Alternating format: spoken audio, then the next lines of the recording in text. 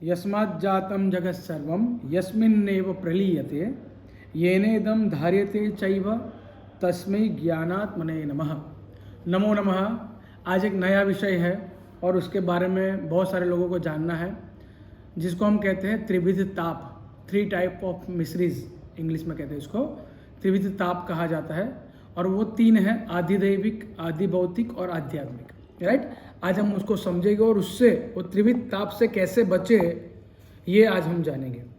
सबसे पहला है आधिदैविक। दैविक में है दैविक या प्राकृतिक दुख, जो प्राकृतिक शक्तियों द्वारा उत्पन्न होता है। जैसे पंचमहाभूत से उत्पन्न होगा, बरसात है, समुद्र का तूफान आना, भूकंप आना, अतिवृष्टि, अनावृष्टि, बाढ़, ये सब चीज़ें इसमें आती है। कोरोना की महामारी भी इसमें ही आती है।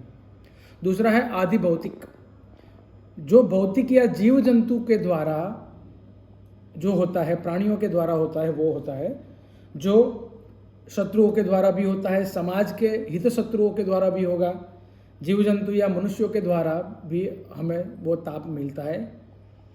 चोरी होनी, लूटपाट होना, हिंसा होना, किसी से दुश्मनी होना, सामाजिक कलह होना, कोई जानवर हमें मार दे, जानवरों का हमला होना, दुर्घटना होना, और आपसी विवाद, परिवार में आपसी विवाद भी इसकी वजह से होता है। और तीसरा है आध्यात्मिक, जो आत्मज या शारीरिक और मानसिक दुख कहा जाता है। अपने मन से या अपने शरीर से जो कुछ होता है वो होता है आध्यात्मिक। जैसे शरीर के रोग होते हैं, जो भी रोग होते हैं ना, वो सब इसमें आते हैं। शारीरिक रोग, मानसिक रोग, चिंता, क्रोध, लोभ, मोह, ईर्ष्या, है ना, हार्ट के जितने भी प्रॉब्लम्स है, अनिद्रा है, और मनुष्य का विनाश भी इसी से होता है। इसलिए ये सब दुखों से बचने के लिए प्रश्न ये है कि ये सब दुखों से बचने के लिए हम क्या करना चाहिए। तो शास्त्रों में कहा है, और ये मैं आपको बता दूं, तैत्तिरीय उपनिषद में इसके बारे में, शिक्षावल्ली के अंदर इसके बारे में बताया है, त्रिविध ताप के बारे में, और दर्शन में भी बताया गया है, सांख्य में भी बताया गया है। और इसके लिए बचने का एक ही उपाय है, भगवान नाम संकीर्तन।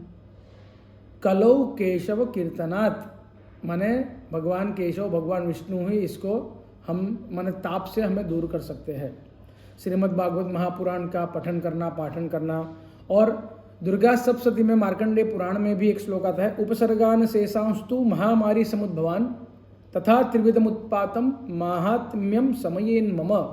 माने वहाँ पे भी कहते हैं, देवी जी कहती है कि अगर त्रिविध ताप से अगर आपको मुक्त होना है ना, तो आप लोग देवी जी की भी उपासना करें, दुर्गा सप्तशती के पाठ करें या नवारण मंत्र के जाप करें।